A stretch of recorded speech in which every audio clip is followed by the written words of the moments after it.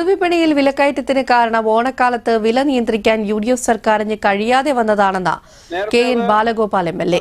കൊല്ലം DC ഓഫീസിൽ മാധ്യമങ്ങളോട് സംസാരിക്കുകയായിരുന്നു അദ്ദേഹം. 10 രൂപ 90 പൈസയ്ക്ക് റേഷൻ കട വഴി നൽകിയിരുന്ന അരിക്ക് 26 രൂപയാക്കി ഉയർത്തി. സർക്കാർ ജീവനക്കാർക്ക് നൽകിയിരുന്ന ബോണസ് ആനുകൂല്യങ്ങൾ കഴിഞ്ഞ സർക്കാരിന്റെ കാലത്ത് നൽകിയതിൽ കൂടുതലൊന്നും നൽകാതെ കള്ളപ്രചാരണമാണ് യു.ഡി.എഫ് സർക്കാർ നടത്തുന്നതെന്നും കെ.എൻ. ബാലഗോപാൽ ആരോപിച്ചു. 20 കിലോ അരി 25 രൂപ വെച്ച് കിട്ടുമായിരുന്നു. അത് സ്പെഷ്യൽ അരിയാണ്. സ്പെഷ്യൽ അരി പ്രത്യേകമായി കിട്ടുമായിരുന്നു. ഇപ്രാവശ്യം ആ സമ്പ്രദായം ഇല്ല. മാർക്കറ്റിൽ 50-60 രൂപ വിലയുള്ള അരിയാണ് 25 രൂപയ്ക്ക് അങ്ങനെ ഒരു റേഷൻ കാർഡിന് 20 കിലോ വെച്ച് കൊടുത്തിരുന്നത്.